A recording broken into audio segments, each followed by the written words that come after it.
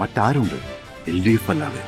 മഞ്ചേശ്വരത്ത് SDP മത്സരിക്കുന്നത് ലീഗിനെ തോൽപ്പിക്കാനുള്ള ഡീലിന്റെ ഭാഗമാണെന്നായിരുന്നു ആദ്യ ആരോപണം. പക്ഷേ നോമിനേഷൻ SDP സ്ഥാനാർത്ഥി പിൻവലിക്കുന്ന കാഴ്ച കണ്ടു. അപ്പോൾ അത് ആർക്ക് വേണ്ടിയാണ് പിൻവലിച്ചത് എന്ന ചോദ്യമാണ് പിന്നീട് ഭരണപക്ഷത്തു നിന്ന് ഉയർത്തിയത്. വേങ്ങരയിലും മങ്കടയിലും ഉൾപ്പെടെ CPM SDP ഡീൽ എന്ന ആരോപണമാണ് പകരം വെച്ചത്. അതെ, വെൽഫെയർ പാർട്ടിയുടെ UDF-നുള്ള പിന്തുണ ഉയർത്തിക്കാട്ടിയായിരുന്നു ഇടതുപക്ഷത്തിന്റെ പ്രതിരോധം. പേരാമ്പ്രയിലെ UDF സ്ഥാനാർത്ഥി ഫാത്തിമ തെഹ്ലിയ ജമാഅത്തെ ഇസ്ലാമിയുടെ നോമിനിയാണെന്ന ആരോപണം LDF ഉയർത്തുകയായിരുന്നു.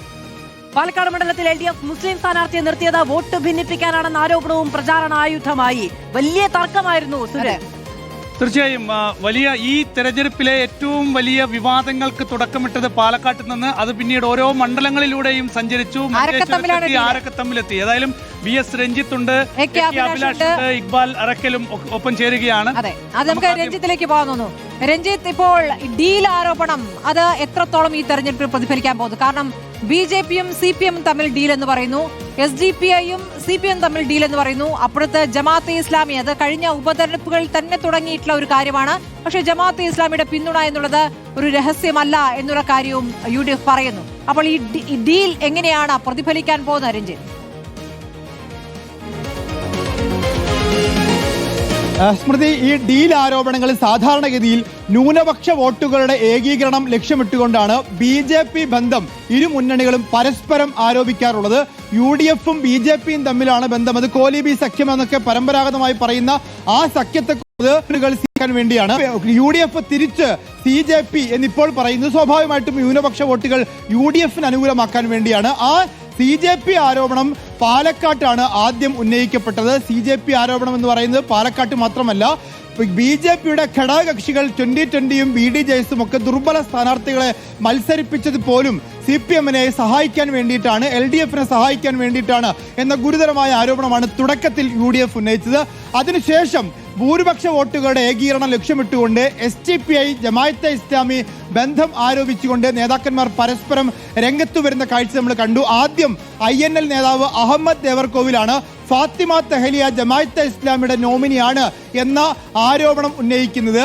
അത് പക്ഷേ CPM തുടക്കത്തിൽ ഏറ്റെടുത്തിരുന്നില്ല. ഏറ്റവും ഒടുവിൽ എളമരം കരീം അത് ഏറ്റെടുത്തുകൊണ്ട് ജമാഅത്തെ ഇസ്ലാമിയുടെ സ്ഥാനാർത്ഥിയാണ് എന്ന് പറഞ്ഞു. ഇന്നിപ്പോൾ കോഴിക്കോട് CPM-ന്റെ ജില്ലാ സെക്രട്ടറി M മെഹബൂബ് വാർത്താ സമ്മേളനം നടത്തി പറഞ്ഞത് ഞങ്ങളെ മുസ്ലിം വീടുകളിൽ പ്രചരണത്തിന് ലീഗ് അനുവദിക്കുന്നില്ല എന്നുള്ളതാണ്. അത് നാദാപുരത്തും പേരാമ്പ്രയിലുമൊക്കെ ഭൂരിപക്ഷ വോട്ടുകളുടെ ഏകീകരണം ലക്ഷ്യമിട്ടുകൊണ്ട് CPM പറയുന്നതാണ്. തിരിച്ച് CPM-നെതിരെ SDPI ബന്ധം ആരോപിച്ചുകൊണ്ടാണ് UDF രംഗത്ത് വരുന്നത്.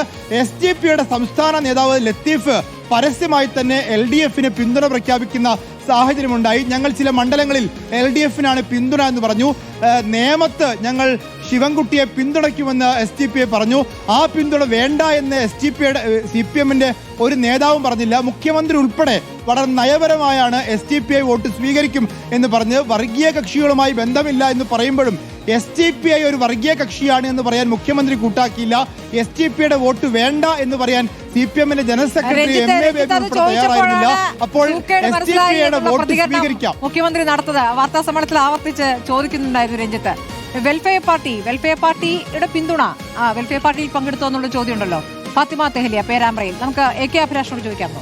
അതെ, AK അഭിലാഷ്, ഇപ്പൊ ഈ വെൽഫെയർ പാർട്ടി രണ്ട് പരിപാടികളിൽ നിന്നാണ് തെഹ്ലിയ അവിടെ നിന്ന് പിന്മാറേണ്ടി വരുന്ന സാഹചര്യം ഉണ്ടായത്. പക്ഷേ ലീഗ് അതിന് വളരെ കൃത്യമായ മറുപടി പറയുന്ന സാഹചര്യം ഉണ്ടായിരുന്നു. ഒളിച്ചു വെക്കാൻ ഒന്നുമില്ല എന്ന് ലീഗ് പറഞ്ഞു. പക്ഷെ അപ്പോഴും ജമാഅത്തെ ബന്ധം വലിയ തോതിൽ ചർച്ചയാക്കാൻ ശ്രമിച്ചു. SDPI ബന്ധത്തിന് പ്രതിരോധമായി.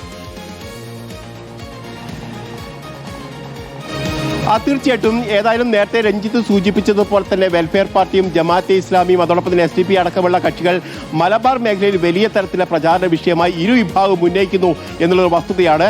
അതോടൊപ്പം തന്നെ അഹമ്മദ് ദേവർകോവിലായിരുന്നു ഈ ജമാഅത്തെ ഇസ്ലാമിയുടെ നോമിനിയാണ് ഫാത്തിമ തെഹ്ലിയ എന്നുള്ള ആരോപണം ആദ്യഘട്ടത്തിൽ ഉന്നയിച്ചത്. പക്ഷേ ആ സമയത്ത് ഏതെങ്കിലും CPM നേതാക്കൾ ഇതിനെ പിന്തുണയ്ക്കാനോ അല്ലെങ്കിൽ അത് ഏറ്റെടുക്കാനോ തയ്യാറായില്ല. അതിനുശേഷം മുസ്ലിം ലീഗിന്റെ വനിതാ നേതാവ് നൂർബിന റഷീദ് ഇക്കാര്യങ്ങൾ ആവർത്തിച്ച് പറയുകയുണ്ടായി. ആ നൂർബിന റഷീദിനെതിരെ ഏതെങ്കിലും തരത്തിൽ നടപടിയെടുക്കാൻ മുസ്ലിം ലീഗ് നേതൃത്വവും തയ്യാറായില്ല എന്നുള്ളതാണ് വസ്തുത. ഇതെല്ലാം ചൂണ്ടിക്കാണിച്ചുകൊണ്ടാണ് ഇന്നലെ ഇളമരം കാര്യം ഇക്കാര്യങ്ങൾ ഉന്നയിച്ചുകൊണ്ട് തന്നെ ഇത് ജമാഅത്തെ ഇസ്ലാമിയുടെ നോമിനിയാണ് പേരാമ്പ്രയിലെ UDF സ്ഥാനാർത്ഥി എന്ന് ആവർത്തിച്ച് പറഞ്ഞത്. അതിനുശേഷം CPM-ന്റെ പല നേതാക്കളും അത് ആവർത്തിച്ച് പറയുകയും അതോടൊപ്പം തന്നെ അവിടെ കഴിഞ്ഞ മണിക്കൂറുകൾ വലിയ തരത്തിലെ പ്രചാരണ വിഷയമായി ഉയർത്തിക്കൊണ്ടുവരാനുള്ള ശ്രമം നടത്തുകയും ചെയ്തു. നേരത്തെ സൂചിപ്പിച്ചതുപോലെ തന്നെ വെൽഫെയർ പാർട്ടി 2 കൺവെൻഷനുകളാണ് നടത്തിയിരുന്നത്. ഒന്ന് ചങ്ങരോത്ത് പഞ്ചായത്തിലാണ്, മറ്റൊന്ന് അരിക്കുളം പഞ്ചായത്തിലാണ്. ആദ്യ കൺവെൻഷനിൽ നിന്ന് ആരോഗ്യ പ്രശ്നങ്ങൾ ചൂണ്ടിക്കാട്ടി ഫാത്തിമ തെഹ്ലിയെ വിട്ടുനിന്നു. പക്ഷേ രണ്ടാമത്തെ കൺവെൻഷൻ നടക്കുന്ന വേദിക്ക് സമീപത്തുകൂടി അവർ കടന്നുപോയെങ്കിലും അവിടേക്ക് പോയില്ല. ഇത് പിന്നാലെ വലിയ തരത്തിലെ വിമർശനങ്ങൾ ഫാത്തിമ തെഹ്ലിക്കെതിരെ ഉയർന്ന സാഹചര്യം ഉണ്ടായി. പ്രത്യേകിച്ച് വെൽഫെയർ പാർട്ടിയുടെ സൈബർ ഗ്രൂപ്പുകളിൽ തന്നെ വലിയ തരത്തിലെ വിമർശനം ഉയർന്നു വരുന്ന സാഹചര്യം ഉണ്ടായി. ഇതോടുകൂടിയാണ് PK കുഞ്ഞാലിക്കുട്ടി തന്നെ ഇക്കാര്യത്തിൽ ഇടപെട്ടുകൊണ്ട് ജമാഅത്തെ ഇസ്ലാമിയുടെ അല്ലെങ്കിൽ വെൽഫെയർ പാർട്ടിയുടെ പിന്തുണ UDF-ന് നേരത്തെ തന്നെ ലഭിച്ചതാണെന്നും ആ പരിപാടിയിൽ പങ്കെടുക്കുന്നതിൽ തെറ്റില്ല എന്നുള്ള നിലയിലുള്ള വിശദീകരണം നൽകിയത്. ഏതായാലും ഇപ്പോഴും പേരാമ്പ്രയിൽ ഈ വിഷയം പ്രധാന ചർച്ചയായി ഉയർന്നു വരുന്നു എന്നുള്ളതാണ് കാര്യം. കാരണം അവിടെ സാമുദായിക വിഷയങ്ങൾ ഊന്നിക്കൊണ്ട് തന്നെയുള്ള പ്രചാരണ വിഷയങ്ങളിലേക്ക് പലപ്പോഴും കടക്കുന്നു. പാർട്ടിയുടെ ഈ ഒരു പരിപാടിയിൽ പങ്കെടുക്കാതിരുന്നത് തിരക്ക് മൂലമാണ് എന്ന് തന്നെ വിശദീകരിച്ചു. ഏതായാലും പാലക്കാട്ടെ ഡീൽ ആരോപണമാണ് ഈ തെരഞ്ഞെടുപ്പിൽ UDF കോൺഗ്രസ് തുറന്നുവിട്ട ഏറ്റവും വലിയൊരു ബോംബ് എന്നൊക്കെ നമുക്ക് പറയാവുന്നത്. പാലക്കാട്ട് എന്താണ് സ്ഥിതി? ഈ ഒരു ഡീൽ ആരോപണം ഇപ്പോഴും പാലക്കാട്ട് നിലനിൽക്കുന്നുണ്ടോ? അതെങ്ങനെയാണ് തെരഞ്ഞെടുപ്പ് മണ്ണിനെ സ്വാധീനിച്ചിരിക്കുന്നത്? ഇക്ബാൽ അറക്കൽ പറയും അതിന്റെ വിശദാംശങ്ങൾ. ഇക്ബാൽ പറയൂ. ഇക്ബാൽ, എങ്ങനെയാണ് അവിടുത്തെ ഡീൽ ആരോപണം? ഇപ്പോഴും അത് തന്നെയാണോ നേതാക്കൾ പറയുന്നത്?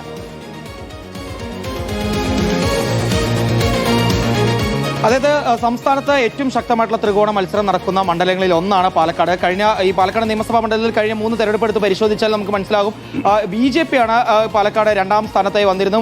കോൺഗ്രസ് ജയിക്കുന്നതെല്ലാം കോൺഗ്രസ് വോട്ടുകൾക്കൊപ്പം തന്നെ ന്യൂനപക്ഷ വോട്ടുകളുടെ ഒരു ഏകീകരണം കൊണ്ടുകൂടിയാണ്. പക്ഷേ ഇത്തവണ ശോഭാ സുരേന്ദ്രനെ പോലെ BJP സ്ഥാനാർത്ഥിയായി വന്നെങ്കിൽ പോലും UDF പ്രതീക്ഷിത ആ മുസ്ലിം ന്യൂനപക്ഷ വോട്ടുകളെല്ലാം തങ്ങൾക്കൊപ്പം തന്നെ ഇത്തവണയും നിൽക്കും. അതുകൊണ്ട് തന്നെ യാതൊരു രീതിയിലും ആശങ്കപ്പെടേണ്ട എന്നുള്ളതാണ്. പക്ഷേ ആ സമയത്താണ് LDF NMR റസാഖിനെ പോലുള്ളൊരു സ്ഥാനാർത്ഥിയെ പാലക്കാട്ടേക്ക് രംഗത്തേക്ക് ഇറക്കുന്നത്. പാലക്കാട്ടെ സുപരിചിതനാണ്, വ്യാപാരിയാണ്, ജനകീയനാണ് എന്നെല്ലാം പറഞ്ഞുകൊണ്ട് NMR റസാഖിനെ LDF രംഗത്തേക്ക് ഇറക്കിയതോടുകൂടി പിന്നീട് കോൺഗ്രസ് നേതാക്കളാണ് ആദ്യഘട്ടത്തിൽ NMR റസാഖിന്റെ സ്ഥാനാർത്ഥിത്വത്തെ ചോദ്യം ചെയ്തുകൊണ്ട് രംഗത്തേക്ക് വരുന്നത്. NMR റസാഖിന്റെ സ്ഥാനാർത്ഥിത്വം അതൊരു ഡീലിന്റെ ഭാഗമാണ് എന്ന് പറഞ്ഞുകൊണ്ട് പ്രതിപക്ഷ നേതാവ് ആദ്യഘട്ടത്തിൽ ഒരു ആരോപണം ഉയർത്തുന്നു. CPM-ഉം BJP-യും തമ്മിൽ പാലക്കാട് ഒരു ഡീൽ ഉണ്ടാക്കിയിട്ടുണ്ട്. ആ ഡീലിന്റെ ഭാഗമായി കൊണ്ടാണ് NMR റസാഖിനെ പാലക്കാട് മത്സരിപ്പിക്കാൻ വേണ്ടി കൊണ്ടുവരുന്നത്. ആ ഡീൽ എന്ന് പറയുന്നത് UDF-നെ തകർക്കുക എന്ന ലക്ഷ്യം വെച്ചുകൊണ്ടാണ് എന്നുള്ളതാണ് കോൺഗ്രസ് നേതാക്കൾ പലരും അത് ആവർത്തിച്ച് പറയുന്നു. പക്ഷേ പിന്നീട് CPM മറ്റു പല ഡീലുകൾ പറഞ്ഞുകൊണ്ട് ഈ ഡീൽ ആരോപണത്തെ ചെറുക്കുകയായിരുന്നു. പ്രത്യേകിച്ചും കോങ്ങാടും മലമ്പുഴയിലും UDF-ഉം BJP-യും തമ്മിൽ പ്രത്യക്ഷമായിട്ടുള്ള ചില ഡീലുകൾ ഉണ്ടാക്കിയിട്ടുണ്ട്. ഒറ്റപ്പാലത്ത് PKC CPM ബന്ധം വിട്ടുള്ള PKC ഒറ്റപ്പാലത്ത് UDF സ്ഥാനാർത്ഥിയായി മത്സരിക്കുമ്പോൾ അവിടെ BJP ആയിട്ട് ചില ഡീലുകൾ ഉണ്ടാക്കിയിട്ടുണ്ട് എന്ന് പറഞ്ഞുകൊണ്ട് NMR റസാഖിന്റെ സ്ഥാനാർത്ഥിനെതിരെ കോൺഗ്രസ് ഉയർത്തിയ ഡീലിന്റെ ആ മുന ഒടിച്ചു കളയുകയായിരുന്നു പിന്നീട് CPM എന്ന് പറയുന്നത്. ഏതായാലും വലിയ വാശിയേറിയ പോരാട്ടം നടക്കുന്ന പാലക്കാട് ഇപ്പോഴും ഈ അവസാന ഘട്ടത്തിലേക്ക് വരുമ്പോഴും ഈ ഡീൽ ആരോപണം അത് ശക്തിയായി തന്നെ മുന്നോട്ട് കൊണ്ടുപോകണം കോൺഗ്രസ്. കാരണം എങ്കിൽ മാത്രമേ ഇത്തരത്തിൽ ഒരു ന്യൂനപക്ഷ വോട്ട് ഏകീകരണം തങ്ങൾക്ക് നടത്താൻ കഴിയുകയുള്ളൂ എന്നുള്ളതാണ് കോൺഗ്രസ് നേതാക്കളുടെ. സുനിൽ, കഴിഞ്ഞ ഉപതെരഞ്ഞെടുപ്പിൽ നമുക്കറിയാമല്ലോ ജമാഅത്തെ ഇസ്ലാമിയുടെ പിന്തുണ, അതോടൊപ്പം തന്നെ SDPI അവിടെ പരസ്യമായി പിന്തുണ പ്രഖ്യാപിച്ചാണ്. അപ്പോൾ SDPI പിന്തുണച്ചതുകൊണ്ടാണ് അന്ന് ഉപതെരഞ്ഞെടുപ്പിൽ കോൺഗ്രസ് ജയിച്ചത് എന്നൊരു വാദമായിരുന്നു. എത്രത്തോളം ശക്തമായി ഉന്നയിച്ചത് നമുക്ക് ഓർമ്മയില്ല. ഈ തീവ്രവാദികളെ കൊണ്ടാണോ, ഈ വർഗീയവാദികളുടെ പിന്തുണയാണോ എന്ന് ഇത്തവണ പറയുന്നത് നോക്കൂ. തീർച്ചയായും അതിന് കൃത്യമായ മറുപടി ഏതായാലും മുഖ്യമന്ത്രി പറഞ്ഞിട്ടില്ല. പക്ഷേ ആ ചോദ്യം ആവർത്തിച്ച് ഉയർന്നുവെങ്കിൽ പോലും വർഗീയവാദികളോട്, തീവ്രവാദി സമീപനമുള്ള ആളുകളോട് ഒരേ നയമാണ്, വിട്ടുവീഴ്ചയില്ല എന്ന് മുഖ്യമന്ത്രി പറഞ്ഞിട്ടുണ്ട്. പക്ഷെ അപ്പോഴും എന്തായാലും എല്ലാ മണ്ഡലത്തിന്റെയും വിവിധ കേന്ദ്രങ്ങളിൽ ആഘോഷത്തിനുള്ള ഈ അവസാന മണിക്കൂറുകൾ കളറാക്കാനുള്ള വലിയ ശ്രമം മുന്നണികളുടെ ഭാഗത്തുനിന്നുണ്ടാകുകയാണ്.